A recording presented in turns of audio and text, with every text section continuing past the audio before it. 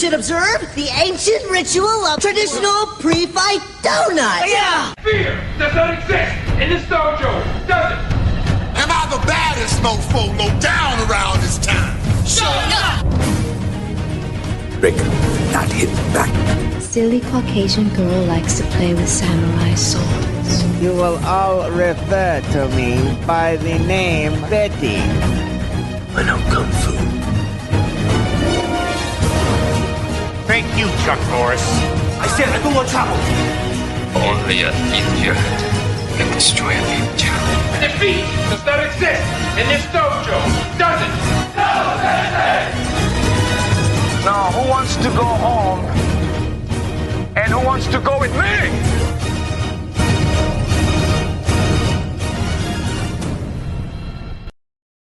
Hello, everyone. Welcome to Kickflix. Kickflix here on the GeekBro Podcast Network. Thank you, everybody, for joining us. If you're watching live, get in the comments.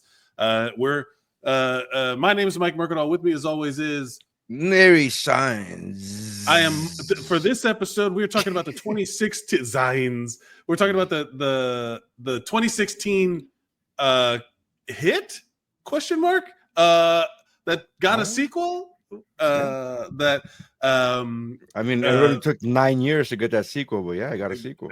Lots of stuff's happened since 2016, but it is the 2016 hit of The Accountant. And hit can be a debatable term. In that case, I am Mike Plinkin Mellons Mercadal, and we have Nery Saenz. Nery, this was your pick. What do you think? Let's get the business out of the way. You can follow us at KickFlixPod on all social media platforms. You can follow us at the GeekBro Podcast Network, has all of our other shows. You can go check them out. Go to geekbro.net. Follow us at Mike Mercadal, at Nery Saenz, and you can get all of the things. So you know when we are live. If you're watching this in the future, you can be notified to be told when we're going live. You can join us in the conversation. Get in the comments. By the way, this is an absolute hit. Is it? Budget was 44 million. Box office was 155.2. Interesting. Okay, so good. Well, it's interesting how like some of these movies get like forgotten. I had forgotten about this movie since when you told me about it, and I don't think I'm alone in that, because when they announced the sequel of The Accountant 2, I'm like, what? Oh yeah. Oh yeah, that's right. I like the fact that you just said, I don't think I'm alone in this, because when I heard that there was a sequel, I was like, what? Oh yeah, that's right. Like, you didn't give any evidence to the fact that you are not alone in this. I'm sorry. I don't think I'm alone in this. Here's my perspective. And I'm like, okay. I will be more clear in saying that when I discovered it, the tone of the social media around it was like, you're a member? And it's like, oh, everyone was just like, oh yeah, that's right. This is the movie. Because basically, we always talk about the IMDb. We get into it. The log line of the movie is a math savant uncooks the books for a new client. The Treasury Department closes in on his activities, and the body count starts to rise. Now, which is a missed opportunity. How they don't say how the body count starts to add up or starts to multiply. Or starts to multiply. Those are so much better. So much better. Missed opportunity. Missed opportunity. Yeah, the idea that also I think that there's a few missed opportunities in the marketing here, because there's a ton of people in this movie. I don't remember this movie like having any buzz around it. Maybe I was just like not paying attention. It's not you. It's just you. Literally, it made more than 3 times its budget. Like you're. But like, that doesn't necessarily mean that it's it was only like $44 million. Like, it's a lot of money to like. Again, it's not a Marvel financial hit. So right. It's not a $1 billion movie. I get that, but it's just like also, like everybody. I remember all my personal friends seeing it. Like, we all saw it. For sure. So okay. I don't know, like in my little bubble, we saw it. So I don't know if it was a thing. Also, if I recall correctly, and I may be a little off on this, John Barenthal wasn't John Barenthal at this point. He would have been in Walking Dead at this point. He would have also, I think he would have also done The Punisher. I think he was The Punisher already.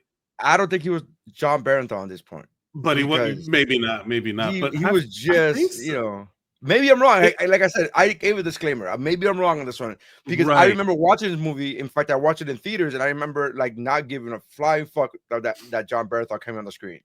I was just like, okay. Cool. Now, we'll talk about it as we go through, because we're going to go through the whole movie. We're going to talk about things, spoilers if you have not seen it. Please go watch it, come back to this, and then you can have our takes on it. The concept of the premise around it, of this movie, I will say was great. I really liked it, but I want to say, is this a Kickflix movie? And there are moments where I really doubted it, and then there are moments where I'm like, okay, but this is one where I think it walks the line of whether it's just an action movie or if it's a Kickflix movie. If you recall, the conversation that I had with you, both in private and on the air, was I told you to watch this movie, and I said, watch this movie, and you asked me, is this a martial arts movie or is this just an action shoot 'em up movie? And I said yes. And then I said, I asked you, watch the movie. If you tell me it's not a Kickflix movie, I will agree to that. I will not fight you on that. But if you told me it was a Kickflix movie, I would also agree to that as well. That was my statement. And then on air, what I said to you was I was on the fence about it, and I could go either way about it. You could talk me into it or talk me out of it very easily. But what tilted me over into putting it on the list was the fact that IMDb said it's a martial arts movie, and I'm like, all I need. There you go. That's it. That's all I need. That's all I need. The bar for Kickflix movie is always very nebulous. It sways, baby. It sways. It's fluid. It's like Stephen A. Smith. It's fluid. It's fluid, baby. It's fluid.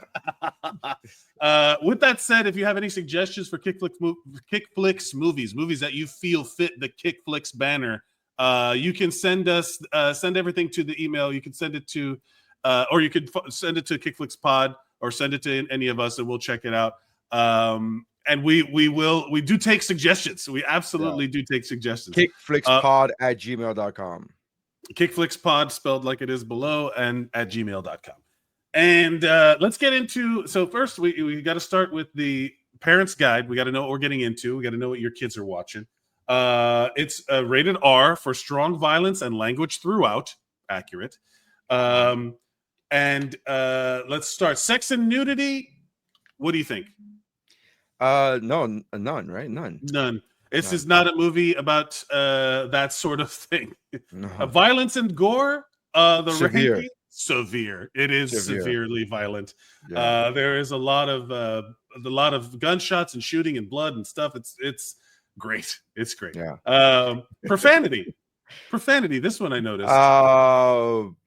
Yeah, mild. I guess a little bit stronger than mild, or maybe whatever. Stronger than mild. Remember, this is self-reported. Parents are reporting this onto the parents' guide, so you never know.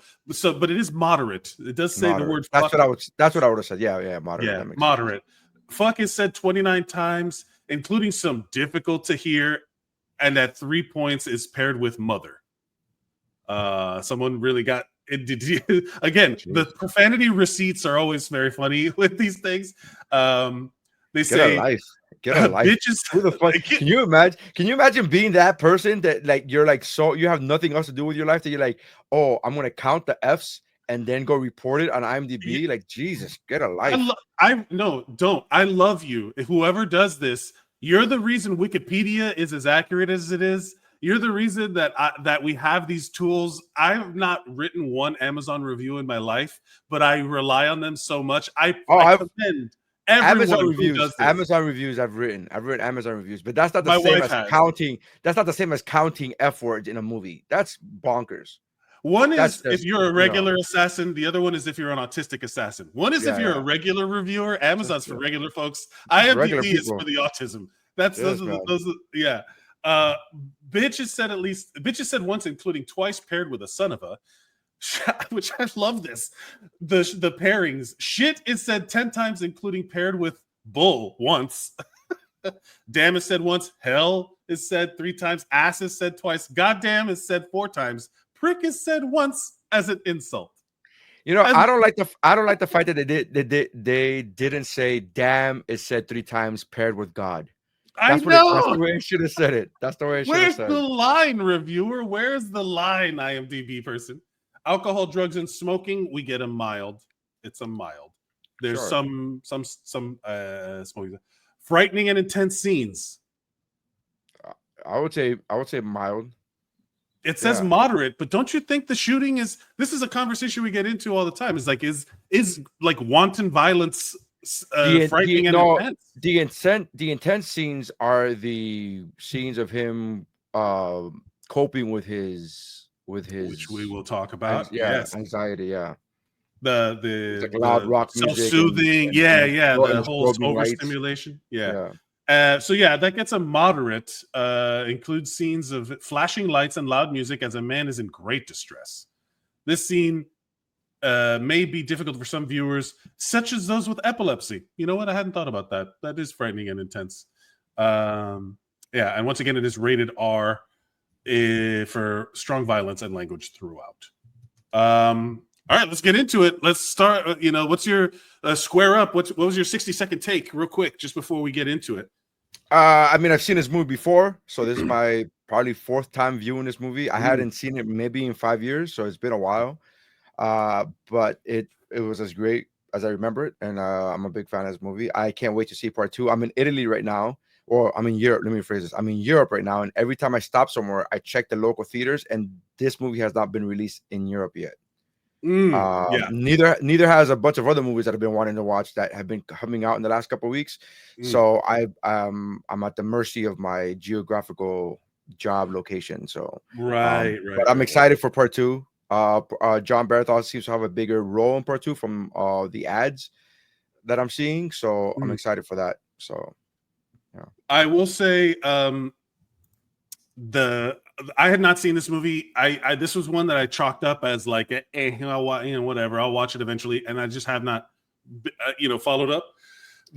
I'm glad that you made me watch this movie for the show. I'm glad that this was your pick. It was entertaining. It was enjoyable. It was hard to find a time to sit and watch it because it really does matter what you're going through personally in your life to like be able to absorb these things, especially when we're doing this like homework, like what we're doing. Yeah, absolutely. So there is a little bit of like, am I watching it to enjoy it? Am I watching it just for the show? And in this particular case, I started watching it just for the show. And then I was like, oh, wow, this is good. Look who's in this movie. So many people are in this movie, but it started as homework. And then I really kind of dug it at the end. By the time we got to the end of the movie, I was like, I do want to see the second one. I did enjoy it. Like something about taking notes for the homework assignment made this one more enjoyable, which I'm glad it worked out. Sometimes watching these movies is not enjoyable. Yep. Well, we talked about Iron Monkey last week. So, Iron Monkey was the shit. I love it so much. Never mind. Go back and watch it. You are actually correct. It is the shit. Yeah. These are, hey man, we all love our kicks and we all love our flips. You know what I'm saying? I get it. But with that said, it was a fun watch, and I genuinely I'm glad that you made me watch it. Now, let's get into the action, because it was great going in blind too. I only knew that he was autistic and he kills people. I didn't even know that. When I first saw the movie, I was like, Ben Affleck, guns. I'm like, I'm in. That's it. That's all I needed to know. It was the bomb in Phantoms, yo. Yeah. All right. So the movie starts with a man crossing a street as we hear tires screeching and someone says, "We gotta call it in." We hear gunshots. We see bodies on the floor as someone walks through a room and up the stairs. We then hear a guy begging for his life, saying he didn't touch the old man, and then a snap.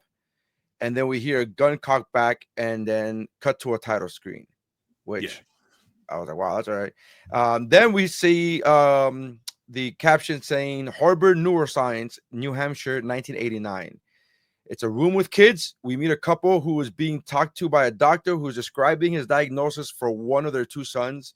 Seems to be describing autism, but it doesn't exactly or literally say it. He says, quote, "I don't believe in labels," like he's a high school lesbian. His son autobiographical for you. You got to say autobiographical. Yeah. I remember that line very well. I don't believe in labels. I don't believe in labels. Word. All right. His son does quote stimming, which is AKA self-stimulation. He rocks back and forth. The doctor offers to keep his son for the summer free of charge. The man's father is a military man who believes that his son needs more of the things that make him uncomfortable. Classic boomer stuff. Classic boomer shit. She's like basically like walk it off.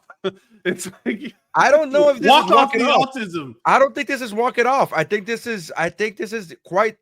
He's literally leaning into it. He's not saying ignore it. He's saying lean into it. I think this is the opposite of, and I'm not saying this is a healthy mentality. I just don't think it's walk it off. Like walk it off is like pretend it doesn't. Like this is like. So the quote is, he said? Yeah. The quote is, if loud noises and bright lights bother him, he needs more of it, not less. The world is not a sensory friendly place, and that's where he needs to learn to live. Again, he's not really wrong. I mean, debatable for the autistic community. His approach to it is obviously unhealthy or this is the equivalent of like I got caught smoking a cigarette. Well, you're gonna smoke the whole pack, and you're like, I don't know if that's the right thing. No. I understand what you're trying to say by that, but that's not what like this a joke. Because... I'm trying to make a joke that you should just roll with and move into the next I'm yes-ending you, but I'm yes-ending you. Let me just get to the end part. I literally said I understand where you're going, and then I was gonna insert another joke. But all right, let's go. All right, fine. It's yes and man. Anyways, my nephew has autism, so I'm very. This now. Before this movie, when this movie originally came out, I didn't have a nephew, so now it's. Now this hits differently for me. That's another thing I should have said at the 60-second thing. Sure. I'm watching it now with different eyes. I'll say this: in the last few years, I've been addressing mental health things that I was unaware of, and one of them is that I'm ADHD, I'm neurodivergent there, and they also are like you should be tested for autism because they do talk about like. In the movie, they get into like all of his aliases are like geniuses who are probably on the spectrum. Yeah. So for me, they're like, oh, you're on the spectrum somewhere, whether it's a lot or a little or whatever doesn't matter. I mean, that are we literally all on the spectrum? Technically, yes, because it is a spectrum. But I'm starting to lean. You know what I mean? They're starting to discover a lean on me where they're like, hey, you're kind of leaning into the spectrum a little bit. You're a little further along in the spectrum than you probably thought. And I was like, and I'm like, no. Ben Affleck's dad would tell you to straight up. Hey, you're leaning, straighten up. Yeah. He's like, hey, don't slouch. Sorry. I don't. Sorry, I was leaning towards the spectrum. No. Set up straight. All right. No. The world is all right. So the kid starts getting upset over a missing jigsaw puzzle piece. And a little girl finds the missing piece and he finishes the puzzle. And here's the part that it took me a second to realize that he finished the puzzle upside fucking down. Oh, you did? Yeah, that was the. So it took me a second. It took me a second because I was just too busy taking notes. You know what I mean? Because again, I've seen the movie before, so I'm taking notes and I wanted to get the quote correct and I wanted to get him, whatever. And then when I saw the camera angle go down, I was like, oh, this motherfucker did the puzzle upside down. It's not about the picture, baby. It's about the shapes. And I'm just like shapes together. And I'm just like, what a fucking show off, dude. Yeah. But so this movie is. I will say I was happy with the writing in this movie because, a lot of Kickflix movies, they just throw whatever onto the page and they'll like, it makes sense. This movie genuinely, whatever it's set up, there's one particular thing it sets up and it never pays off and it made me so mad. But it does a lot of good explaining. So it set up the fact that he needs to finish. I need to finish the puzzle. I was like a very good like setup for the stuff that comes later. Yeah, it says then it cuts to another scene. It says Plainfield, Illinois, 20 miles south of Chicago, present day. We're in Christian Wolf's office. He's an accountant. He helps a struggling farming family with tax loopholes. So he's clearly the hero that we all need. Hashtag free Luigi. I literally at some point I put Luigi Mangione in there, but I love how he's just like, oh, you use your home office for your business, and the woman's like, oh, not really, it's just a hobby. He's like, you use your home office for business. Like, he's like, come on. It reminded me of the dad from The Incredibles. when he's helping the old lady, he's like, what you don't want to do is file form 1087p, and you definitely don't want to do this, and you definitely don't want to do that. Like, that's what it reminded me of. I was like, oh, this guy's a hero. I get it. Hold on. Anyways, so all right, so then Washington DC, J. Jonah Jameson is director of the Treasury and is talking to a data analyst, Medina, a brilliant top of her class employee who's working well beneath her capabilities. Commissioner Gordon calls her a liar, reveals her sealed juvenile criminal records, attempted murder. What? Yes. As a kid, you just like try to murder somebody, and then they're just like, do it. Also baller status, like the balls on this chick to have that on her juvenile record and then still go into the government work. Like, the most you may want to go like under the fucking radar, but she's like, nah. Yeah, I'm gonna lie. I do like they're like this as I don't know, but it felt funny to me where they're like, all right, we need the opposite of J.K. Simmons. Who like we need a young, her name as well might have been like Agent Latina, like we need like a young complete opposite. Oh, I will say the reason my name is Plinkin Melons is because that's when he's like the guy super in the previous scene, he's super happy with the guy, and he we haven't gotten there yet. Oh no, I thought that was before. I'm going scene by scene. Okay, I'm going scene by scene. I thought that was there. So they do. All right. So I'll get yeah. So she's a brilliant top of her class employee who's working well beneath her capabilities. Commissioner Gordon calls her a liar, reveals her sealed juvenile records. She's attempted murder. For attempted murder. She asked, "What do you want?" And he asked her, "Do you like puzzles?" Ooh, puzzles. Another reference. Remember? He then assigns her to a task of finding a shadowy figure known only as the accountant, and he's the accountant to the world's most dangerous organizations. And he wants her to figure who this is before he retires in a few months. Christian goes home to the suburbs, parks the pickup truck, barely fits in the garage, but he parks it perfectly so that it does fit into the garage. He cooks 3 eggs perfectly sunny side up, 3 strips of bacon, and 3 perfectly made pancakes. He has exactly 1 set of silverware. He plays super loud, club space music, while strobe light flashing, and then he rolls a wooden stick over his shins. Which I used to do and when I used to do Muay Thai, you do that to like kill the nerves in your shins because you kick with your shins. So you used to do that all the time, and it hurts. Like, it is not a friendly fire situation. Like, it is not fun. I get shin splints from just running with my own body weight. I can't even imagine. Like, I'm like, the moment I saw that, I didn't know that Muay Thai fighters do that, but it does make perfect sense. But when I saw him do that, I was like, it doesn't feel like that's painful. Well, what I was talking about before. So when they go out, so I think we skipped over the part where they establish before he comes home. They established that when they come out of the thing that he's trying to help this couple, and then they're like, thank you, and he's like, you can come on my property, do hunting. We're not there yet. We're not there yet. That happened already. No, we're not there yet. Why are you? But no, the conversation happened already. I promise you, the conversation has not happened yet.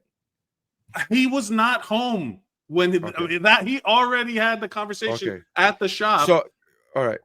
And what I'm trying to get at, and not regardless of when that takes place, the whole thing I'm trying to say is that when he refers to shooting as plinking, you could come do some plinking for the rest of the movie. Every time someone got shot, I'd go plink.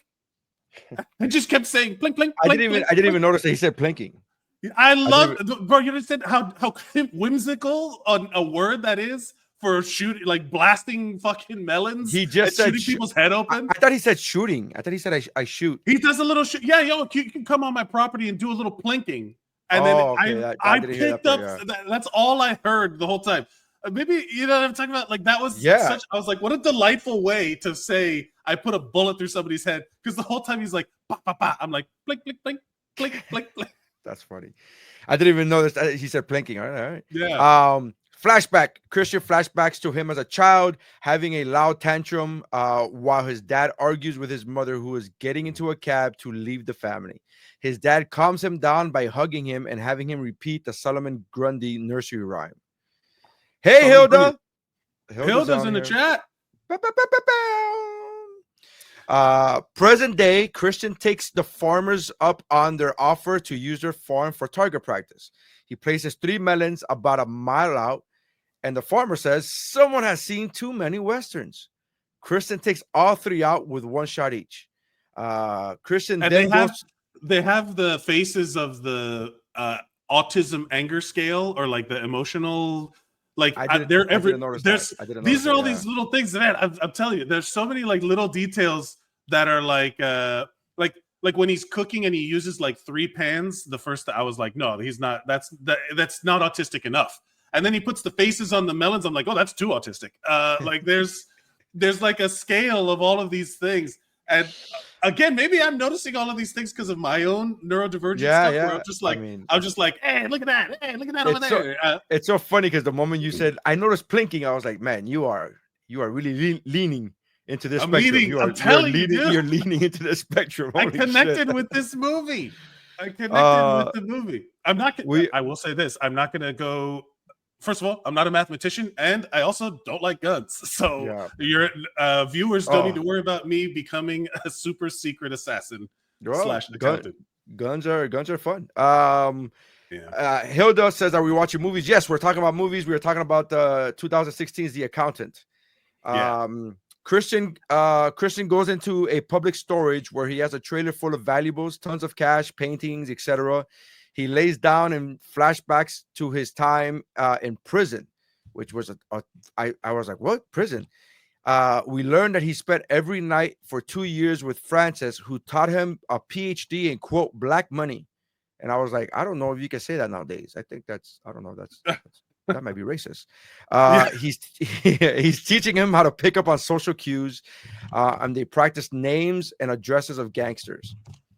Back in present day, he gets a call from a woman who finds him his next job.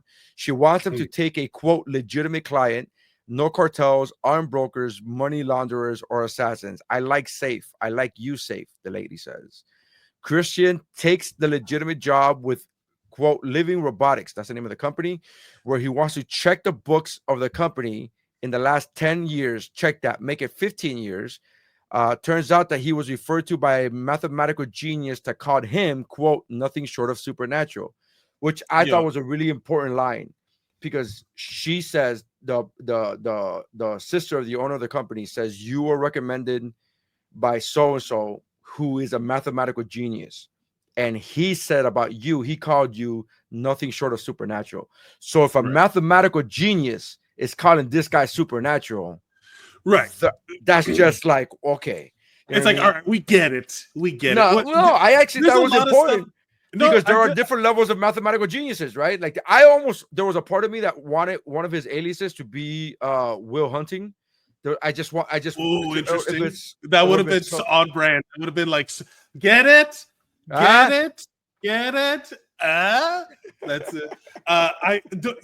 There's a lot of stuff in those and what you're describing. There's a lot of the things, because at a certain point they show him in prison, right? They show him in jail, right. But with Jeffrey Tambor, who was also in jail in Arrested Development, I was like, what is this, a crossover episode? Like in my mind, they're the same guy. He's the guy. Like, I gave you a PhD. It would have been great. He goes, I gave you a PhD in black money. There's always money in the banana stand. And there's so much. And also, like, one of the things about autism is that you don't know how to act normal. Like, the social interaction thing is always weird. The way he's talking throughout the movie, I feel like, is a good representation of, like, because he is having conversations where he's just saying things direct, and people are like, whoa. And then, but it's genuinely how, like, they interact. And then so like he just literally blasts those melons and then he does a polite wave. He's always like, he's just like, I'm a normal person. Hi, I'm not a robot. You know, he's like, hi, you know, like he's just pretending. He's like masking is what they call it. So anytime he's interacting with anyone, there's all of like these little clues. So when he shows up to this company, first of all, again, Jeffrey Tambor's in this. J.K. Simmons is in this already. And now we get to see John Lithgow. Fucking John Lithgow. I love John Lithgow. I'd watch any of these people do anything. I'd watch a J.K. Simmons, John Lithgow movie. I'd watch him like make bread, like learn how to do sourdough starters. Like they're all so good. But you can see the way that he interacts with people is also like super like I want to say accurate in my experience of like they must have taken like great effort to the writing of this movie because it really is the like writer. Solid. So the writer of the movie is involved in that community. I believe his son is autistic, if I'm not mistaken. Something along those lines. Or something along the writer is the director, by the way, which is also if I'm not mistaken, I did this research like 10 years ago when the movie came out. But if I'm not mistaken, the director of this movie is also the director of Warrior, which is another possible Netflix movie. Yeah. Kickflix. Yeah, that. I didn't know that. I believe, if I'm not mistaken, something along those lines. That's dope. Gavin O'Connor. Yeah. Did he do? Yeah. It's Gavin O'Connor. I know. Warrior, Pride and Glory. What's that movie? Tumbleweed. Oh wow, yeah. That Warrior is for sure a Kickflix movie. We have to talk about Warrior at some point. Yeah. Okay. But yeah, so he shows up at this robotics company, and immediately you're like, they're like, oh, take a legitimate job. And it's like, oh, now I'm already scouting out, like, oh, who's he going to plink next? You know, like, which one of these people's going to get plinked? It's so funny. I remember watching the movie and they're like, oh, I want you to take a legitimate job. And they're like, oh, live in robotics. I'm like, yeah, I thought that there were going to be like a regular accounting job. I thought it was going to be a regular accounting job. And then that they were going to come, like the mafia was going to come and try to like strong arm this legitimate company. Like that's what I didn't think that the legitimate company was not actually a legitimate company. Spoiler alert, but we're getting ahead of ourselves. Anyways, so back at the Treasury Department, Medina is looking into his aliases and notices that they're all great mathematicians of history. Christian meets with the CEO of the company, which is the bad guy from Cliffhanger. We get that's how you recognize John Lithgow. Yeah, that's how I recognize him. He's the bad guy from Cliffhanger. We get exposition. He's a dick from Third Rock from the Sun. I later on I thought so. I don't know if you've noticed.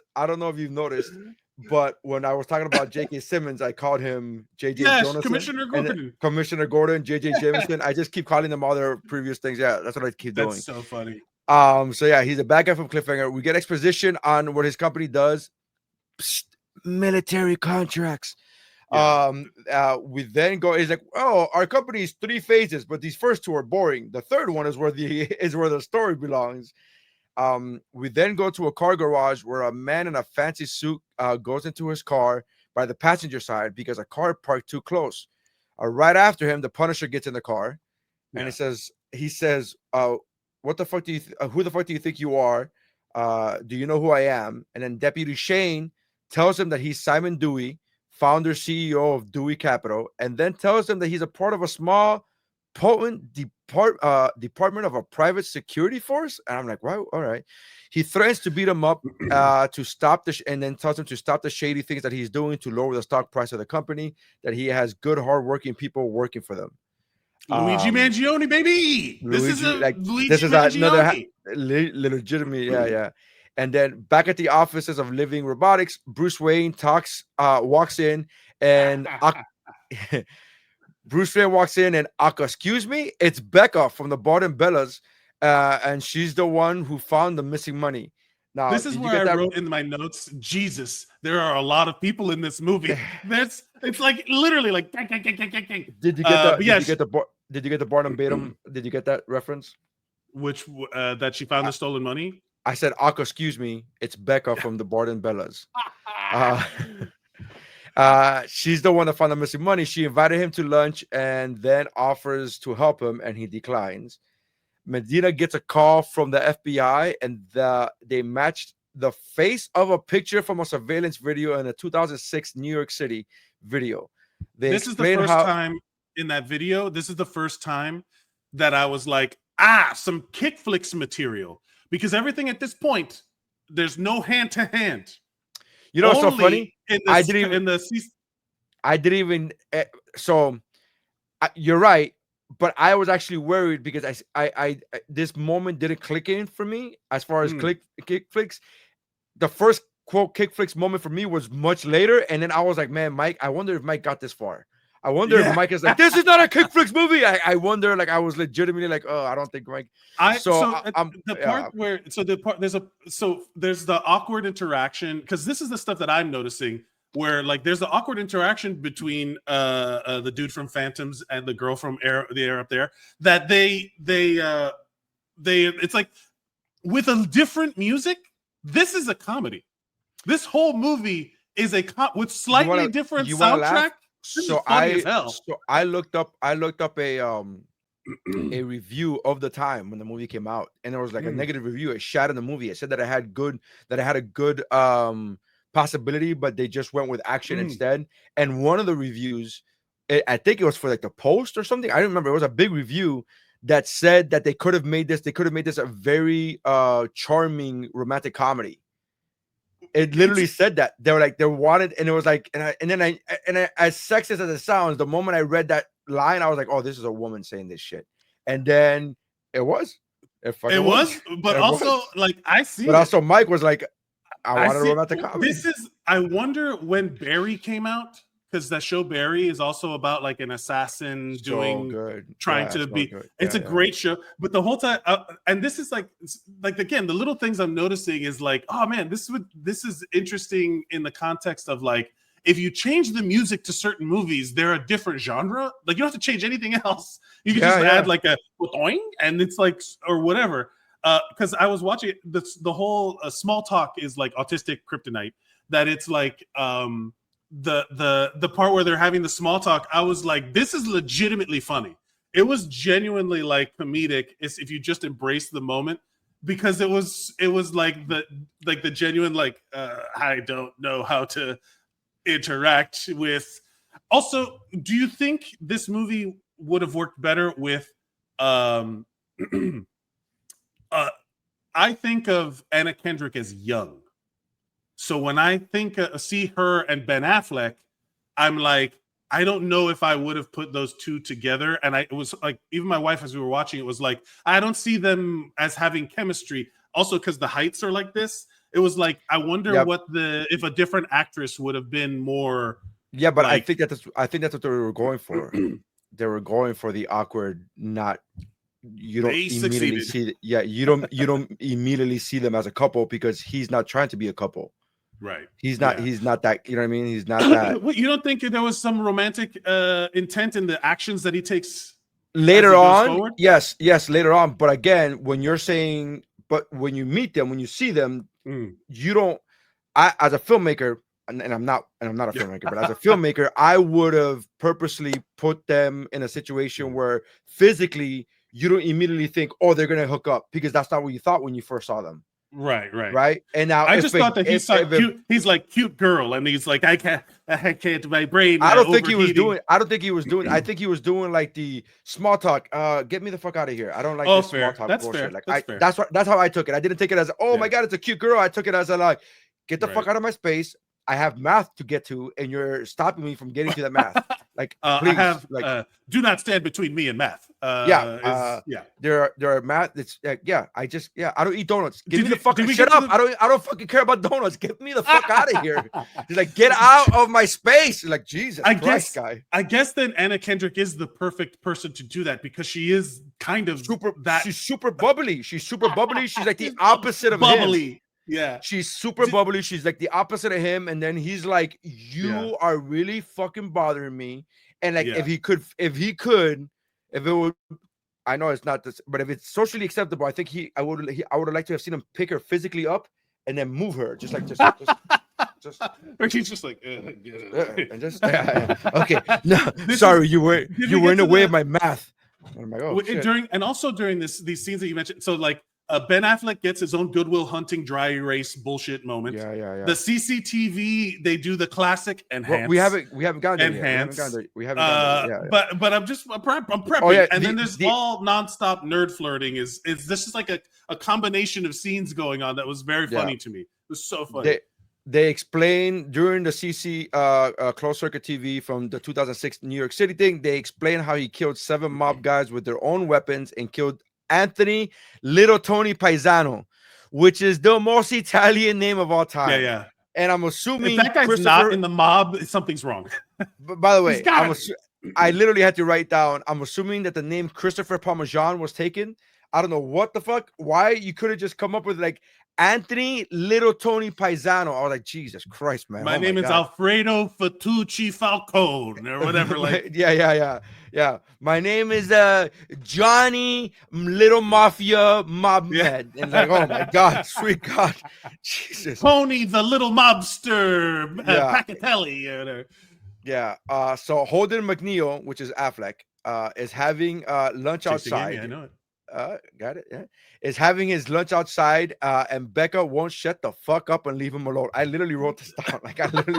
But yeah, she was pushy, which he's like, I wouldn't have been surprised if he plinked her right there, like just been like, oh, enough, clink.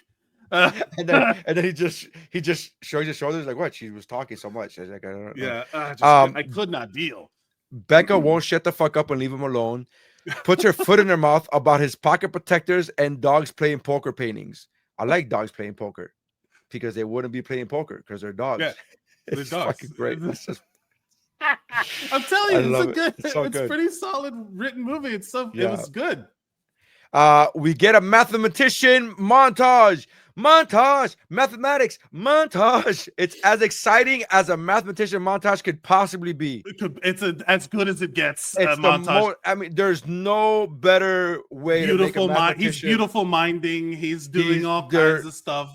There's highlighters and whiteboards. I mean, they went all out for this mathematician. Matt Damon gets a little chalkboard. Get ready, baby. I'm writing on everything. I got highlighters. I got different colors. I got different colors. I got them all. Like, yeah. He's like, fuck you, Matt Damon. Yeah. With your Goodwill Hunting chalkboard. Ooh, I drew little dots on a chalkboard. Shout out to Hilda, who says, Mike says J.K. Simmons, and I jumped to Miles Teller. Then I jumped to the beach shimmy, which lives rent-free in my head forever. And Hilda, it lives rent-free in all our heads. That's a great scene. In all our heads. Go back and check out some Movie Bros podcasts. We talked about Top Gun and the Miles Teller shimmy. Medina is doing her best Liam Neeson from Taking Impression and listening to the audio of Christopher Parmesan's murder over and over. She hears Solomon Grundy's nursery rhyme. And I was the whole time enhance. Clear that out, clear the background, add that. I was like, get out of here. The whole time I was just like, is she working for like Beats by Dre? Like what? Like how is she? How are you getting this information from there's only so much you can enhance a thing. From a 2006 closed circuit TV recording? Jesus Christ, man. But yeah, no, that was a moment where I was just like, this is Kickflix. Also, this is movie bullshit right here. Back at the robotics company, Matt Murdock uncooks 15 years worth of books in one day, and it comes out to be $61,679,000 have been embezzled and some change. And that's the part that I was just like, you should have said the change part. Like as somebody with autism, said the change. He would have said the change. He knows the sense. He added the change to sound more normal, but it's like you just said the exact dollar amount and some change. It's like you could have just said $69 million. Yeah. We see Frank Castle tell a rich COO guy that he has to purposely cause an accidental overdose of insulin. Which is a real thing, by the way. So that he dies with dignity, save his wife, which was that was such a dope fucking scene. He's John Barenthal in that scene because he played the charismatic, caring, and also fucking psycho killer. Right. Perfect. He's like, hey man, you're gonna die. I don't want to kill your wife. You don't want to kill your wife. You don't want your wife to die. He's the direct opposite. They do a good job of making him kind of like the tonal opposite of Ben Affleck in this movie, of the Chris Wolf character. Because one of them is super dry, and then John Bernthal's like he's fully engaging in human emotion, which is like the opposite of the other guy. Which I have to ask, spoiler alert, are we supposed to be surprised at the reveal that happened? Oh man, I clocked it from the beginning. I was surprised, and again, I say this with pride because I don't watch movies trying to think ahead. I just enjoy the ride. So even when it's a slasher film and it's a horror movie, I'm not thinking who did it. I'm actively turning that part of my brain off. I'm actively like, nope, I just want to see what the movie comes and then because I enjoy it that much better when I get it. Yeah. Because I wish. Because you're leaning. I'm leaning, man. I genuinely, bro. It's like now that I'm learning all these things about myself, being on the spectrum somewhere, that I have to, if I do complete all the testing, they'll tell me. But it's like the like movie flash. You know how that like at the end of The Usual Suspects, when he's looking at all that stuff and all of the memories are flashing through his mind. That's happening to me now. Like I'm going through all of these memories of like, oh man, that's probably why this is. Oh, this reason, this thing that happened, all of these things.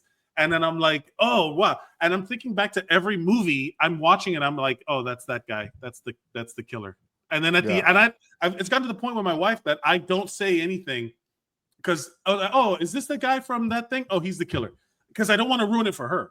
I'm already ruining it for myself. Yeah, but that's what I do for myself. So I've done that. I would say actively done that for maybe 15 years. This movie came out 10 years ago. I was doing it before this movie. I know that, but I purposely turn off I don't do that. I remember one time I was watching Knives Out. When I was watching Knives Out with a friend in the theater, my friend turned to me in the middle of the movie and goes, "Who do you think did it?" And I was like, "Oh," like I had not even stopped to think about it. And that's literally a fucking murder mystery movie. It's the point of the movie. The whole point of the fucking movie is to be like, who done it? And I'm just like, oh, I don't know. Like I literally said, I don't know. Like the fucking movies. I'm torn. I vacillate between that with my wife. Of she'll ask me questions during the movie, like, "Oh my god, is that this thing?" And I'm like, "I'm watching this movie for the first time." Also, yeah, I'm sure the movie will tell us. Yeah, I hope the movie will tell us. Hilda says my favorite part about rewatching older movies is coming across all the supporting actors that I didn't realize were in it in this when you first saw the movie. Yeah, all the supporting actors. That was the thing in this movie a lot. There's like, oh, that's the one from this. That's the one from that. Like my wife was like, oh, that's the lady from Grey's Anatomy who did this one episode. And I'm like, oh, okay. Like there's Grey's Anatomy has been going on for 37 years. It could be anyone. Everybody's been in that. Everybody's been in that TV show. But yeah. All right. So anyways, I liked John Bernthal in that scene was super dope. Great, like, super good. That was great. The insulin thing was a great way of getting rid of someone that wasn't blinking. And it was like creatively done how the threat of John Bernthal's character, you're like, oh, this guy is, forget about just shooting people. He is like calculated. He's also very smart. Like that was the thing. It's like, you can't have a smart guy and a dumb guy. You have to have a smart guy in one way and a smart guy in another way. And that's what most movies do. Most movies would do like smart guy and a dumb guy. Like, oh, this guy's dumb or whatever. And then you're like, oh. All right. So Christian shows up to work the next day and finds the cleaning crew is clearing up the entire workspace that he had done. The entire mathematician montage has been deleted. All of that mathing for nothing. Winston Churchill tells Batman that he forgives Ed and figured that he purposely killed himself. Which, if you have not seen that show, The Crown, John Lithgow's best acting is in The Crown. He's great. He's great. He's great. But in The Crown, there's amazing, it's absurd. Like I literally thought that was Winston Churchill. I'm like, oh my god, they brought him back from the dead. How did they do this? This is amazing. I love that. Then you get so this is a great moment where you get this is where the puzzle thing comes back. Yeah, because then you get old crash out blue balls at Ben Affleck. So he says, like yeah, crazy. So yeah. I like the fact that Winston Churchill says he had diabetes for 30 years. He was diabetic for 30 years. You don't think he knew how to give himself insulin shots, whatever? And then he said he pays him off. He pays off the entire contract and tells him that he doesn't want to cross paths with him again. He feels bad that his best friend killed himself. Christian is having a hard time because he didn't get to finish the puzzle. Didn't get to finish, and now he's finished. I didn't get to finish. I need to finish, which I've also said in different context. Yeah, we've all been that I need to finish in certain situations where you're like, I've actually never said that. Maybe I've said, hey, you didn't finish. That's on you. I finished too soon. I finished my puzzles very quickly. I finished my puzzle right on time.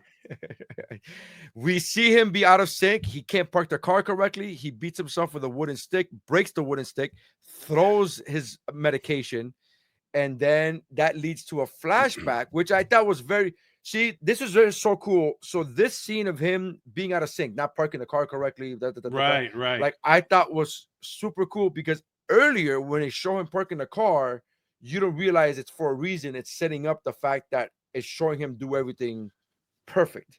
Like he has a routine.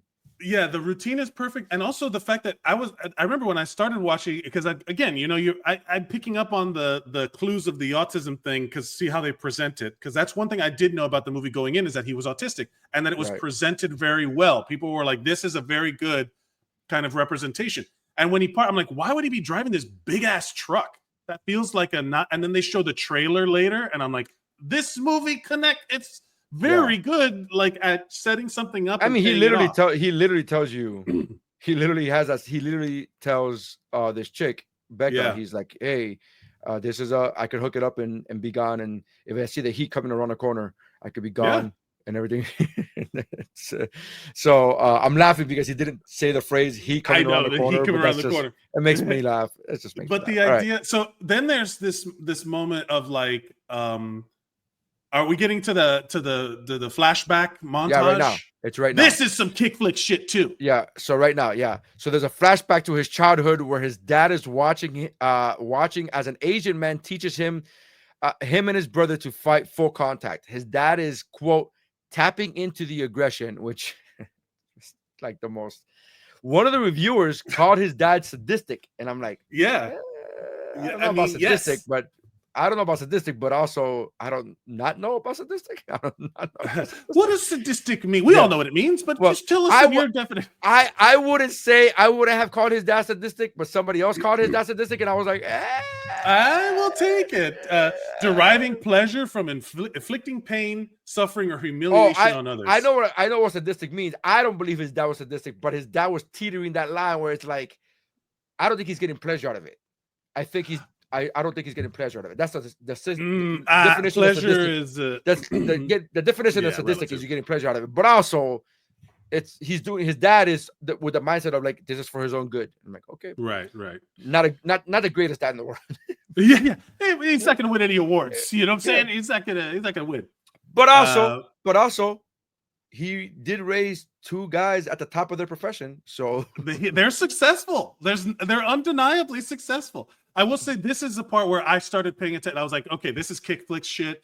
The Pencak Silat when he's teaching, that's the raid, like the guys that did the raid. So like it makes sense when you see him fighting with the knives and all this stuff, the very quick inside stuff that he does. The kids fighting do a great job with like fight choreography. The guy, because there's 2-on-1, then it's 2 on each other, and so like all of this stuff, and it does show the brotherly kind of like the younger brother protecting the older brother, like it shows this kind of it does these montages are supposed to be like, the definition of a good montage is something that explains the past and sets up the future, right? And it's also a good film technique. When you're reading books on script writing, they tell you to never use flashbacks, only use flashbacks to move the story forward. Exactly. And this movie does an exceptional job of using flashbacks, because really every single flashback they do it to move the story forward. Like you have, and you don't think it at the time. At the time, you're just like, wow, another flashback. Jesus Christ, another flashback. But then it all pieces together like an upside down puzzle. Like an upside down puzzle. Ooh, puzzles. But yeah, it was great montage, great flashback, use of flashback in this movie. The Punisher's goons show up to the farm, and then he points a gun at the old couple. Christian shoots one from a mile away, gets the other one while in a pickup truck, and brings a belt to a knife fight. He literally takes a belt to a knife fight and wins. That's handedly. Jackie Chan shit. That's again, Kickflix is happening now. Yeah. Kickflix is happening. I'm like, yes, let's go. He beats him easily and finds out that they're after Becca as well. I keep calling her Becca. Her name is not Becca in the film. For those of you who know, she's but I do love that there's like a crazy action sequence, and then he saves all these people. He saves the old couple that again they've endeared themselves to him, and then he just straight up murderizes everybody. He plinks the shit out of everybody, and then he just goes, "I'm telling you, it's a comedy. I'm telling you, it's a comedy. It's a dark black comedy." But here's what this is the one thing that they didn't clean up, in my opinion, is like they never show like, how do you get those bodies out now? What do you do with those bodies? Like, what do you do with those bodies? Like he doesn't have a cleaning crew come up. He like, does, you know yeah, it's true.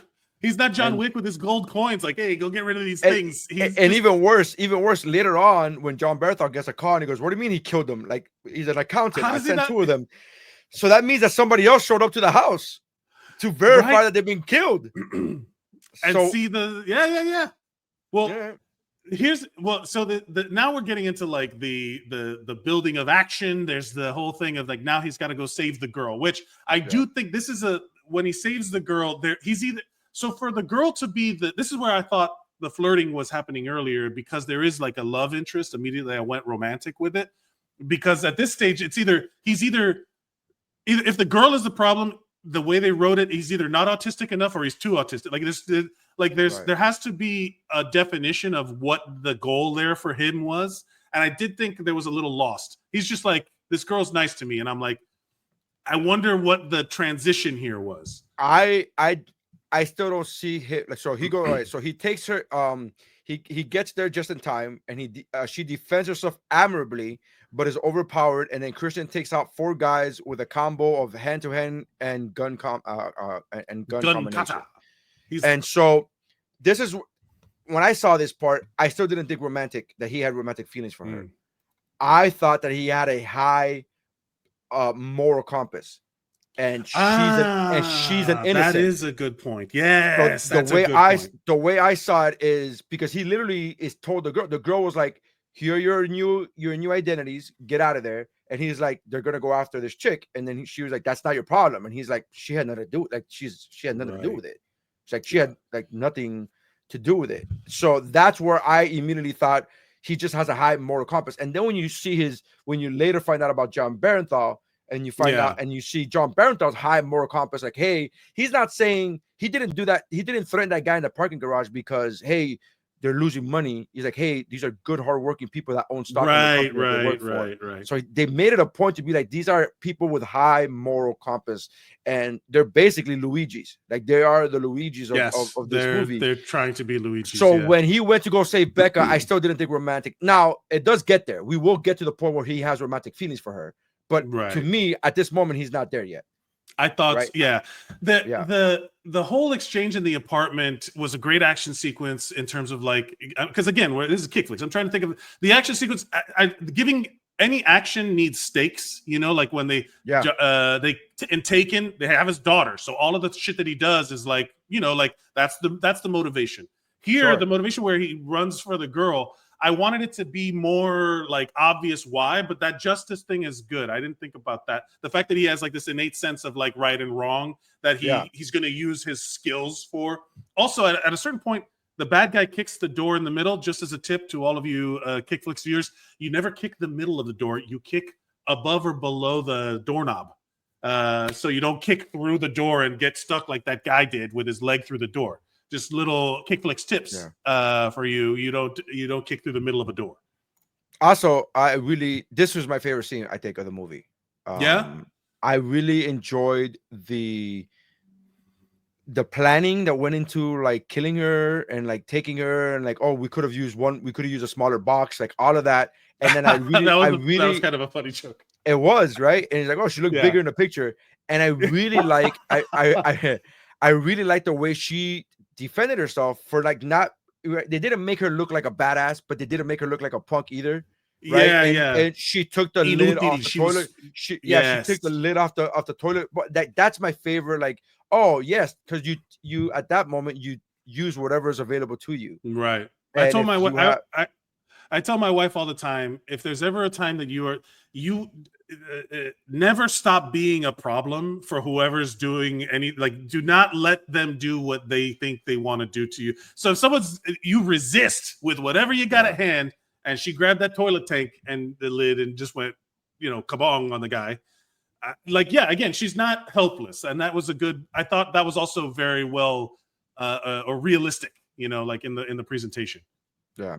One thing I forgot to mention was right before he gets to Becca, Christian calls the handler, instructs her to kill the Christian Wolf alias and transfer all domestic accounts overseas, reassigns the current car, and then she gives him a choice of new aliases. And against her wishes, he goes to save Becca, which is, I think, though, again, I want to go back to reiterate that part because he wanted to save her. He takes her back to the Airstream trailer, and she notices paintings, gold bars, Action Comics #1. Yes, just things laying around, just standard things laying around the Warner Brothers vault. Yeah, it's also like first he tells her to wait outside, and then she's like, "What do you mean wait outside?" She's gonna stand then, because he doesn't want her to come into his space, but also like the idea that he has. At a certain point, they show him he pulls the TV remote out of the drawer with the gold and money.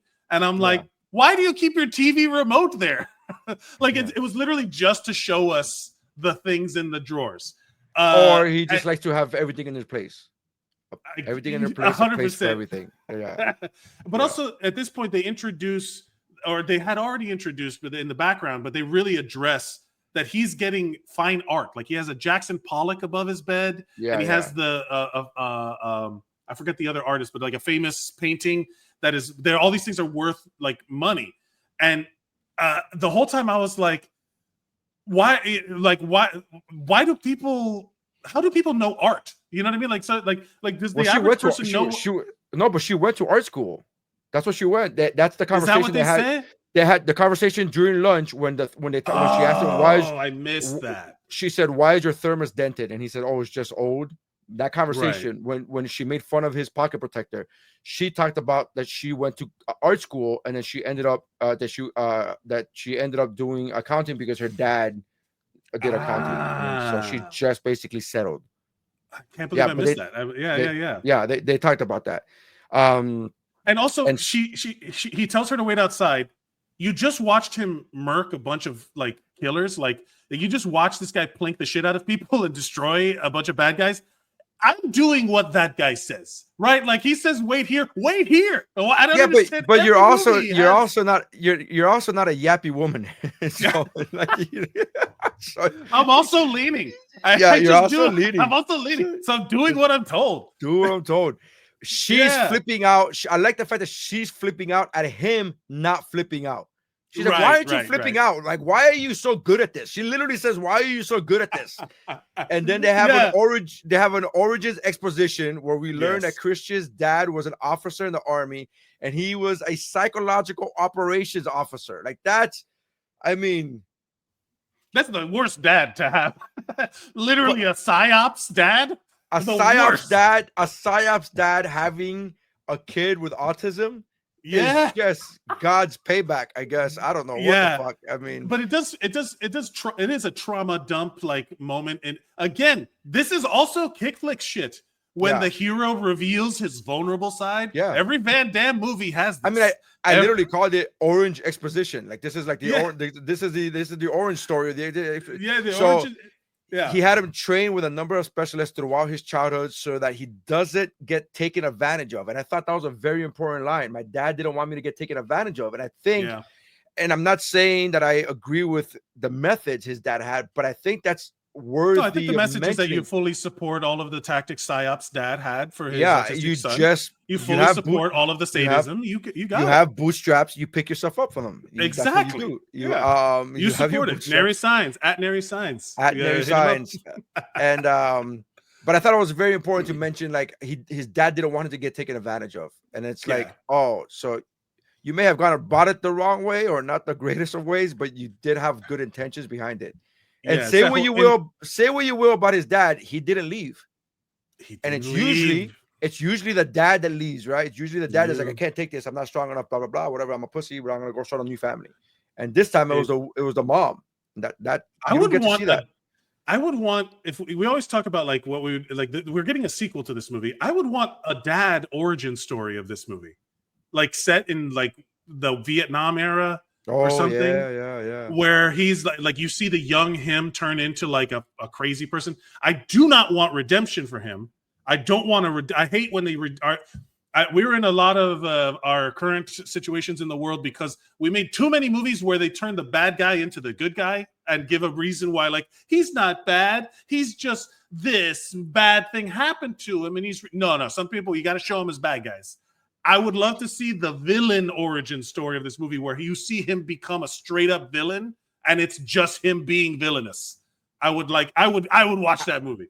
I would argue that his redemption arc is in this movie. The father? Yeah. I don't want him redeemed. But he's already redeemed in this movie. That's what I'm saying. Like you're trying to start. You're saying that this is enough for him to redeem him for all the stuff he did? Not this, but what happens later on. Okay. I think he got the consequences of what. Well, he got his due, what he deserved, but he also that in doing so redeemed himself. Like the fact that he was even there. We'll talk about it. We'll get there. Yeah. We'll get there because I have a different opinion. He lived in 34 homes in 17 years, and after hiding Dana, that's her actual name. After hiding Dana at an expensive hotel, he goes to comfort Rita, but find out that she's murdered, causing him to suspect Dick. From Dick Solomon, from the High Commander Dick Solomon. Yeah. It is the thief. We get a flashback to his childhood and see his dad send him out to fight a group of kids who have bullied him. And this is also important because they're just classes, and he's like, it's always going to be just something. Like you're going to be the weird kid, and they're going to call you weird, and they're going to call you whatever. And people, what they don't understand, they're going to attack. And that's actually true. That's actually true. He's not bully wrong. Mentality. Yeah. It's bully mentality. It's not wrong. Again, the way he goes about it is not healthy, but also he's not wrong. I mean, in another version of this is Clark Kent. This is Paul Kent talking to Clark. Like they're gonna fucking dissect you. They find you weird. All you need to do is change the soundtrack, and things are different. Then you just put some like Full House poignant moment music, and you got a family lesson. You know what I mean? Like that. It's true. The lesson here. I know you drove the car through the kitchen, but you have to say I'm sorry. You have to apologize. She's your sister. You're gonna fight. You can't. But you should. Your family. Blah blah blah. Ding ding ding ding. Okay, Dad. Okay, Dad. I learned something today. Yeah. And then he goes and he murders teens that beat him up. So the dad tells him he needs to make a decision, be a victim or not. He says loyalty matters, family through good or bad, and sends his brother to catch one of the kids who ran off. Like that was a good moment where they show him that because the Chris, whatever his real name is, Chris character, the Ben Affleck characters, little Affleck, they send him to go defend himself against all of those guys. Then once the fight breaks down, the fight breaks out, he goes, go. And the kid jumps out, like without hesitation, jumps out of the car and goes after him. And I was like, again, really well presented, really incredible. It tells all of this is layered with detail. It's really, really solid storytelling. I also dug it because there was that one kid who was running away. Once he saw his friends getting his ass beat, of course, the guy's like, oh, time for me to dip. And his brother was like, nah. We good. We good. Yeah.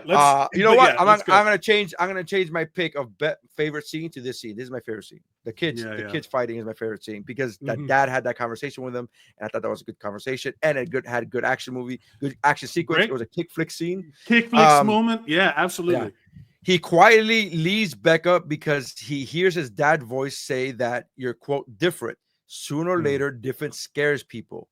And then he writes a note that says, you deserve wow. And I thought that was, I mean, if you're going to get a romantic comedy moment, that's it, dude. That is straight up rom-com, like the part where everything changes, where it goes from being like, ha, ha, ha, to like, they're you know, the soundtrack change. I'm telling you, with different music. Yeah. That's all it takes is the soundtrack. I'm with you, man. Did we get to the part where he's walking down the street and then you see them interact for the first time? No, not yet. We're getting there. So Medina tracks down. There's a lot of cutting back and forth. So like it jumps around. Uh-oh. Nery, I lost you again. Is it me or is it Nery? Let's see. All right. I blipped out for a second. We're good. Oh, okay. You back? Okay. Yeah, I'm back. I'm back. So Medina tracks the wolf identity to the accountant office and adjacent businesses used to launder money, most of which is then donated to the harbor neuroscience. King, Medina, and a group of agents search Christian's home. After everyone else leaves, King tells Medina what he knows of Christian and reveals that he began getting tips from him, from Francis. You're skipping to hold on, man. We gotta there's stuff in all of these scenes that are important. They reveal as they're checking, they check out the whole house, right? Yeah. They reveal all of these little things. This is the part of the movie where they showed something that did not pay off, and it fucking infuriated me. And that is the Gatling gun on the porch. They showed a full-on fucking Gatling gun, like it comes off of the arm, like an anti-aircraft thing. I thought it was so cool because you don't understand, that was the payoff, because the setup was actually, if he was ready for us, why is this all open space here? They could have attacked him. They could have attacked this huge open space. This is a bad setup. And then they're like, a word? And they show the gun. But they don't use the gun. But they don't need to use it. They just show you how he was prepared for it. This is the reverse Chekhov's gun. You can't have Chekhov's gun. If you introduce a gun in the first act, it's got to go off in the third. It is it needed but to it's have. But it's a I reverse so bad. Because the gun, what the gun is showing you that he was prepared, because they literally set it up prepared. He was like, oh, all this open space. Anybody could attack him from this open space. And they're like, no, you could not have attacked him from this open space. He thought of that too. Wait, but we also skipped the part where they walking in. We're breezing past. There's a couple scenes. I know we gotta get through everything. But there is a moment where there's like they show the Gatling gun. There's also the part where you get the first interaction between the two assassins, because at this point they have not interacted in any way, and then you see him walking down the street, and then you see that happens later. That happens later. Okay. That happens later. Sure. It's like so I write each scene in little paragraphs, and it's the very next paragraph. But we just got to get to this. So it's basically, this is the exposition of the backstory of King. We find out, this is where we find out. So King, Medina, whatever, blah, blah. All right. So King tells Medina what he knows of Christian and reveals that he began getting tips from him. It's from Francis, the bookkeeper of the Gambino family. We realized it was him at the beginning of the movie, cutting through traffic. It was him. This is an exposition bomb. Super. Like it's a super huge bomb. So much exposition here. Also, it is very helpful.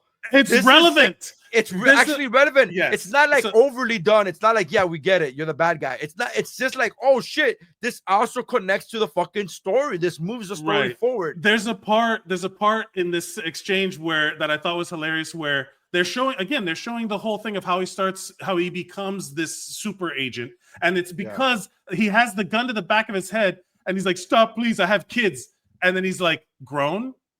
because he recognizes that he's old and he's like, yeah, they're adults. Yeah, I was like, fucking great. That's so good. Because of course I'm going to use. I have children. Are they still children or are they adults? They don't need me anymore. I guess you could kill me and they'll survive. They don't need to live. So we realized so good. So that was him at the Raven nightclub. We learned that Christian's dad was killed at the wake of his mom, and that's how Christian got sent to jail. He asked Medina to take over when he retires and to continue accepting Christian's information. She refuses. The torch, DEI hire. Refuses. Passing the torch to what? Come on. Come on. Passing the torch to DEI hire. That's hilarious. What? Come on. She refuses. She's unable to justify taking tips from a murderer like Christian. The phone and the empty house rings, and Medina answers. Christian's partner gives her a tip about living robotics. Now we cut to Christian goes to Lamar's mansion, where a team of hitmen. Where a team of hitmen awaits. He fights his way. Oh no, we did skip that. Did I skip that? I guess I did. Yeah, there's a part where where they're following each other. Where they're following each other, and you see the super spies. You see, like, first of all, the joke I was trying to make at the time was because this with a different soundtrack. This is a comedy, but also immediately I was taken back to Arrested Development because I knew that this was the guy's little brother. I knew I had already pieced it, so I could just keep that. I swear to you, I thought he was going to be like, "Hey, little brother," like the dude, like Buster in Arrested Development, because that's the first time they see each other, or they don't really see each other, but they interact. But they just straight up like recognize the skill level. That's what I want. That they show how they're both elite at what they're doing. That they're like evenly matched. Yeah, and that's why I like. That they showed that again, it's like all of this structure is leading up to what's about to happen. Yeah, and again, super constructed. The funeral is also what the part that I disagree with you on. I don't think he's there because he wants to feel important. The father, he's there because he wants to show that he's the fucking guy. It has nothing to do with emotion or the father is also fucked up. This is a perfect example of like the people, the boomers who say there's no, autism didn't exist before a certain time. Really? Is that why Granddad has an entire basement full of train models?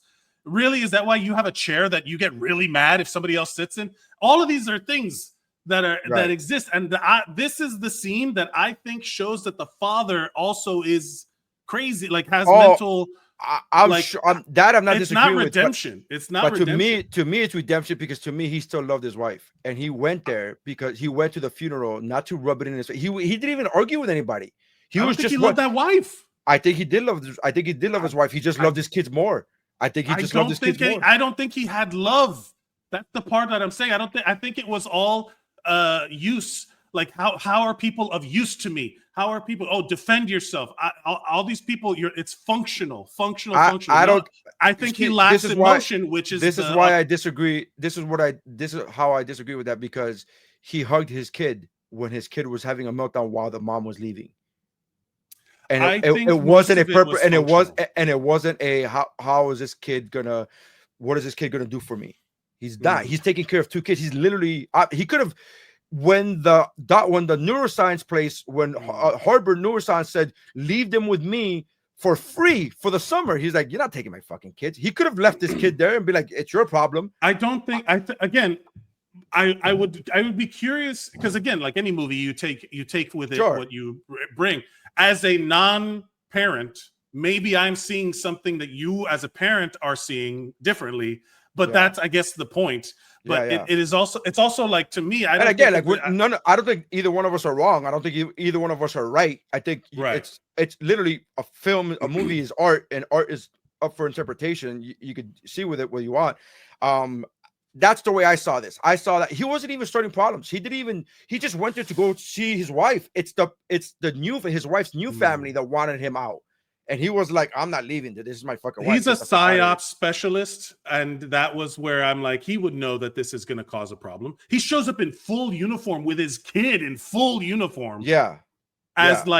Which is peacocking to a degree of like, look at me. Like, he didn't go in there subtle. He went in there to be seen. He went in there I think it's different. That's what I took away from it. Sure. So when they show the family later, when they show the conclusion, which we get to, I feel that the two brothers coming together is the lesson in spite of the father. Like the father isn't the one that the father made them. John Berthold literally says it. He literally fucking says, like, you went with that guy, that piece of shit. Like, if you wanted to, right. Like he says it. But what I think is, as to the uniform part, I think if you're going to go into a stranger's house for a viewing of your ex-wife, you go in there in full uniform, and maybe people don't fuck with you as much. Maybe people leave you the fuck alone. I would.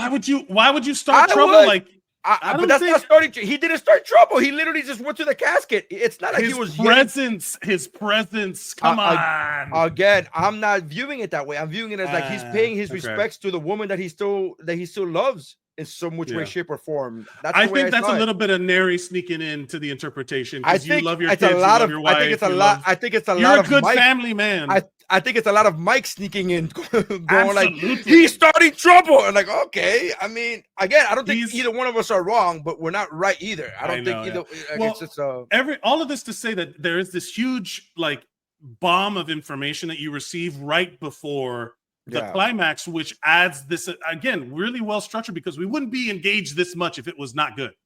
Yeah. You know what I'm saying? Like, we wouldn't be thinking about it this much. And then this is and at a certain point when he goes into the house, this is like the third moment of Kickflix-ing that is happening in the present, in the movie itself, and not in some flashback. This is like, there's only like 3 Kickflix moments that aren't like montage or are like on a camera. I was fully prepared for you to start this podcast episode with like, this is not a Kickflix movie. I was like fully prepared episode for it. Over. Like I would have, and again, I would have laid down my sword, because I wasn't gonna fight you on that. I was gonna be like, you're right, it's not a Kickflix movie, or you're right, it's not a martial arts movie. But I also believe I can also make the argument the other way and be like, no, there's some martial arts in there. This is a good balance. It's a good debate, because we're talking about it's part of the show. Like, what makes a Kickflix movie is part of this show, not the movie that we talk about. So I'm okay. And at this stage, we also get like, he's taking people out, super cool, tons of really great choreography, tons of great action sequencing, which now that you said that the director is the guy from Warrior, makes total sense. Really, the guy knows how to shoot fighting. The guy knows how to shoot angles for action. The guy really knows what he's doing when it comes to showing hand to hand. So it looked great. But we get to the point where the John Barenthal character realizes he's up against, and this is a question that I asked earlier: are we supposed to be surprised by this? I was not at all. Yeah, I was absolutely. I was like, oh shit! It blew me the fuck away. Like, I was also. It was a great moment for me in the theater. It was a great moment for me in the theater, because I was like, because also the music leading up to it, and then him watching the monitors and the shadows and blah blah, and then and I was like, oh yeah, that's fucking dope. So Christian goes to Lamar's mansion, where the team of hitmen awaits. He fights his way inside with guns, and then finally martial arts, and surprise, his brother Braxton is the hitman who's protecting Lamar. And Lamar is hella confused as to what is happening. I love the idea. Just fucking run, Lithgow. Just run away. What are you doing? Just standing around going, like, what is happening, man? Run away. Lithgow that's so funny to me, because as an actor, you just how many takes did it take from him to be like, what's happening? He just keeps asking. He just keeps asking John Barenthal, John Barenthal's just looking at a computer monitor, and then as an actor, I'm watching. I'm watching along with you. What the fuck, man? I'm sure the movie will tell us what's happening. And the whole time, I'm just thinking as an actor, like John Lithgow going, what's happening? What's going on? How many times did he say what's happening? It's so fucking funny to me. It's so funny to me. There's an exchange in this big fight scene where one of the bad guys goes like, "You weird fuck," to Ben Affleck, and I started laughing so hard, because I was like, "Yeah, of course you would." It's like, "What do you weird fuck?" Because I just thought that was such a funny, like, natural language, like not a script moment. It was like, "What are you doing, you weird fuck?" It was like such a genuine moment that you would call like. It's like, he's kind of a weird fuck. That's one of the 29 F-bombs. It was paired with weird. There's so much good. Like again, really, really well done. I enjoyed the shit out of this. And then look, I even put I put the brothers fight, and then I put ... using martial arts. I'm like, look, there's martial arts in this movie. I swear to God, there's martial arts. Like, please, I swear there's martial arts in this movie. So I would have loved, oh God, again, if this was a comedy, I would have loved for the little brother to do like the classic little brother fighting, and suddenly they forget all their martial arts, and they're just like, quit hitting yourself, quit hitting yourself. Like they just start doing like little. Ben Affleck starts spitting a loogie, and then like fucking sucking it back up. I love that. They fight, they banter, and then I called it brother banter. It's brother banter. Brother banter. They're having a little chat. Lamar gets got while talking about how important he is. He's talking about how important he is, and then he's like, "Do you know whatever?" My favorite. I love this. This scene of him dying was on par with Sam Jackson getting eaten by the shark. Yes. Like so. My wife and I just watched the first season of Fargo, and spoiler alert, it's in the first episode. Oh my God! You know what I'm talking about? Have you never seen it? Have you never seen it? I had never seen it. So when I watched the first season of Fargo, there's a moment where my wife had started watching it, and she's like, "You have to watch this with me because it's so good." And we started watching it, and there's a scene where this guy, you know, it's in the first episode. He kills his wife. But the way he does it is that she's like, man. Oh, what are you going to hit me with a hammer? And he goes, gank. And he just does it. This is like a No Time for Love, Dr. Jones, bang. Like he does it. It's like, I don't need to hear all that, which is perfect for the characters that they've set up, right? Like nobody gives a shit about emotional investment. I don't give a shit about what speech you're about to give me. He's literally in the middle of some rant. No. What's the word that they use in the Incredibles? A monologue. He's monologuing. You got me monologuing again. He got me monologuing. Like he's literally monologuing. He's like, plap, blink, blink. He just blinks him. He's like, I got no time for your. I need to do some plinking. And I love the fact that he says. I love the fact that he tells his brother, sorry. Like I have. Like he the job. You know. I have to finish the puzzle. Like I have to finish. I have to finish the puzzle. Like there's nothing. So good. Yeah, I love a good. There's some moments. I wish I could. I like, oh, what are you gonna do? Shoot me? Plap, you know, like that kind of that instant moment of like, I don't need to hear any of this stuff. Those moments are always so good. That genuinely caught me by surprise. I think that might be my favorite scene. Sure, that moment because it does encapsulate the entire movie. It was very reminiscent. There's two scenes that I thought of the moment he did that. It was the scene of Sam Jackson getting eaten by the shark in the middle while monologuing, and then the other one was, if you ever watch American Gangster with Denzel Washington, Idris Elba, before he was Idris Elba, was in that movie, and he's like, "Oh, what are you gonna do, Frank? You're gonna shoot me out here in the street in the middle of everybody with everybody watching? You're gonna go ahead and shoot me? Go ahead, then." And without hesitation, plank, and you're like, "Well, there goes he went planking." Plink plink. Okay, so Lamar gets got while talking about how important he is. The brothers agree to meet up in a week and quote, name the place and I'll be there. And I thought that was a very nice moment. They're brothers, man. They reconnect. This was perfect. I loved it. I thought, and it made sense too because of all of the shit that they've shown you. Again, they earn everything in this movie feels earned. Yeah, you know, the Flash. We earned it through the Flash. Yeah, it's great. It's great. I'm a big fan of flashbacks. I am, and then it's so funny when used correctly. But here's the thing: I'm a big fan of flashbacks, and it wasn't until I read script writing books that I was like, "Oh, I shouldn't be a fan of flashbacks." I just really. But I'm just a sucker. You know what it is? I'm a sucker for time travel, and flashbacks is a cheap way of time traveling. Sure, and it's absolutely. I'm a sucker for time travel. But I love the flashback. But there are two movies, and this being the second one that I can recall are very flashback heavy, but they use it correctly in the right way. Yeah. And the other one being, and it's a movie that nobody ever remembers, and it's a firefighter movie with Joaquin Phoenix and who am I forgetting? It's gonna come to me in a minute. Anyways, I think I know which one you're talking about, but I don't remember. Because they all kind of blur. All the firefighter movies blur together. Yeah. It's like engine something or Ladder 49. Ladder 49. Ladder 49. Thank you. All right. So Medina is now an agent, and she's leading the investigation. And she has a chance there to be like, hey, we got this because of this tip, because of this gangster who's this accountant who's whatever, blah blah. But she falls in line and she says it was a team effort. She does the whole politician thing, and she's like, it was a team effort. She does the same speech that J.K. Simmons did at the beginning. It was like a bookend. I love a good bookend. Well, not only that, but it's the same speech that J.K. Rowling did in the beginning, but it's also the same speech. J.K. Rowling? She's a super anti-trans speech. My notes are just full of like references that is like, hey, there's a J.K. in there, there's a J.J. in there. Who knows?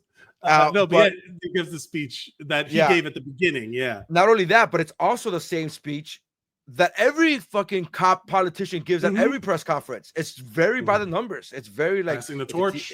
It's a team effort. It shows that she's falling in line. She's going to take over the mantle of whatever this guy was, which is receiving the tips from the phone call. Yeah. The handler of the handler. Yeah. Which leaves it open for a part 2. Hopefully we'll get one day. Maybe soon. Back at Harbor Neuroscience, a young kid / patient walks into a room, and we see that there's a jigsaw puzzle from the beginning of the movie, and it's framed up.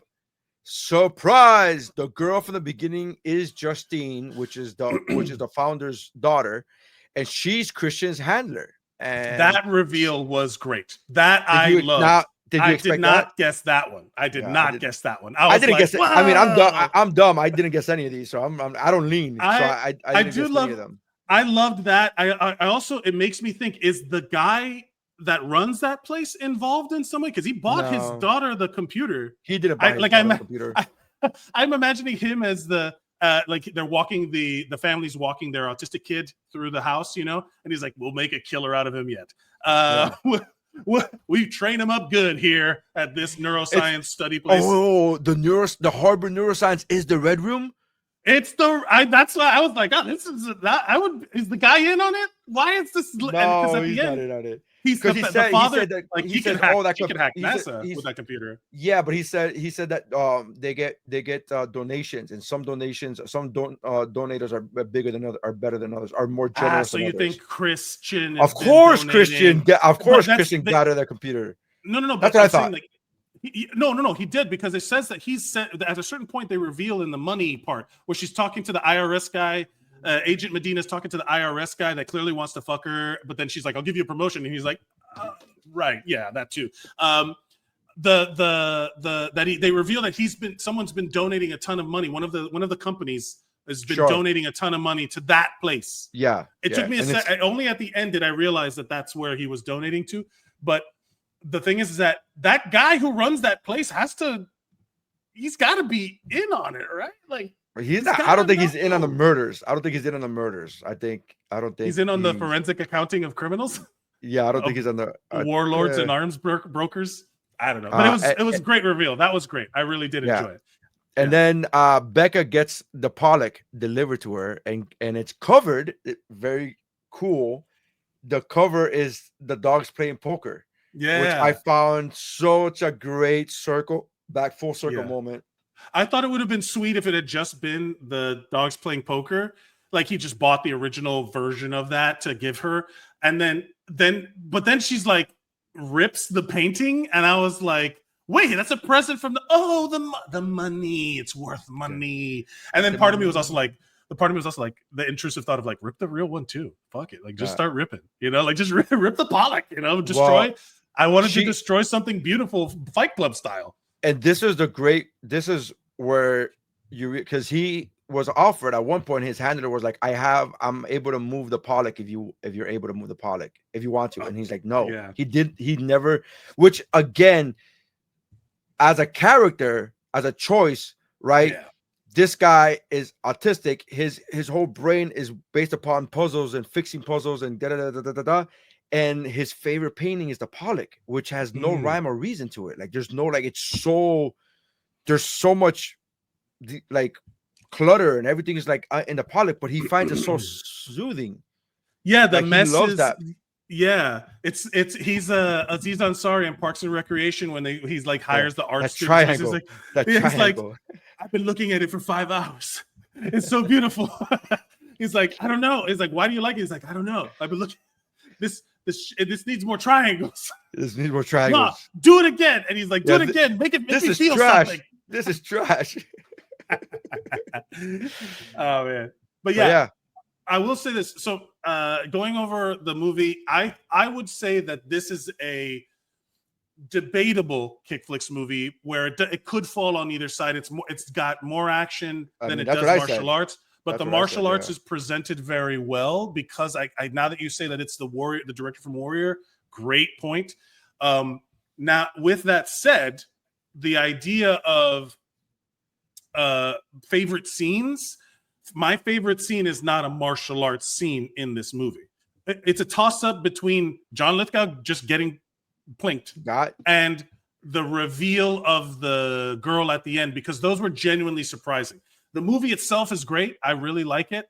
But those scenes were my favorite. Like they're not Kickflix scenes. Okay. So yeah, I don't think your favorite scene has to be a Kickflix or fighting scene or a quote unquote fighting scene. I don't think for any of these movies. I mean, my favorite scene in Bloodsport, which is the most Kickflix movie of all time.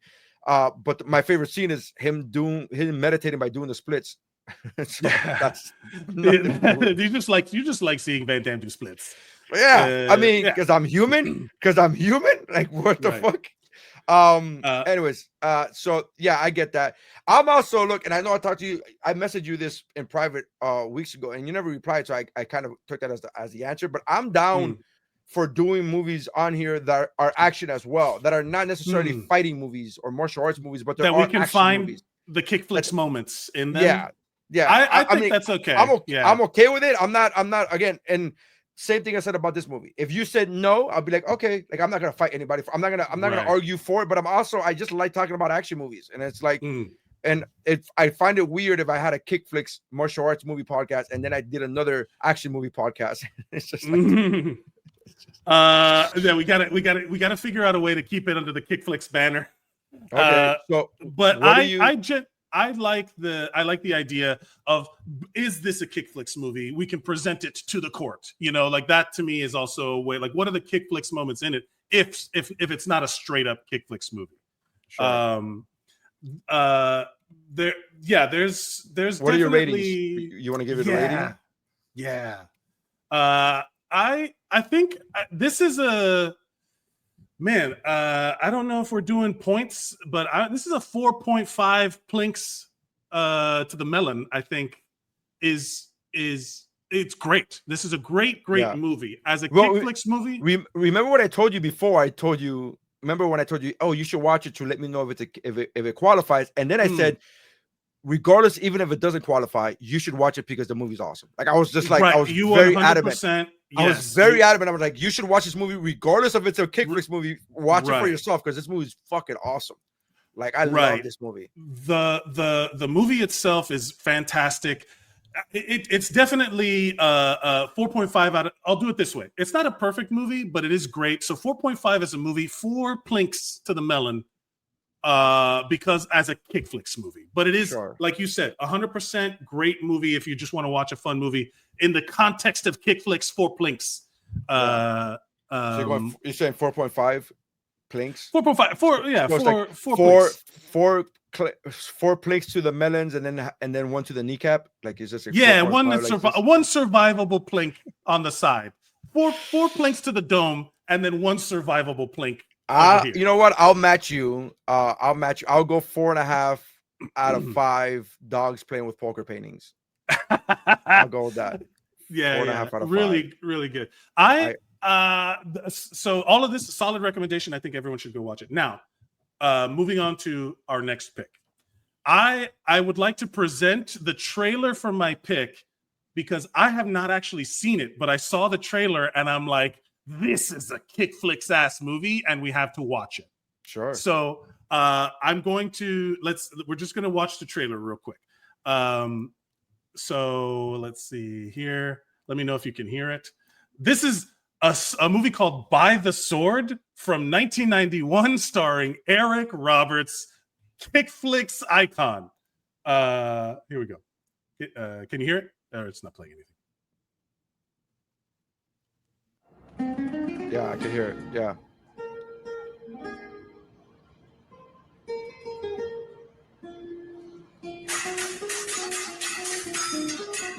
It's fencing.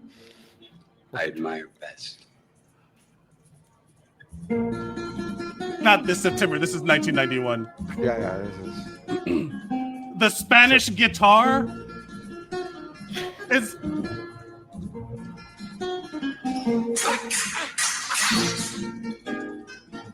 Wait, what is this bullshit? Over 25 minutes of swords. No, this isn't it. I'm sorry. Pardon me. Excuse me.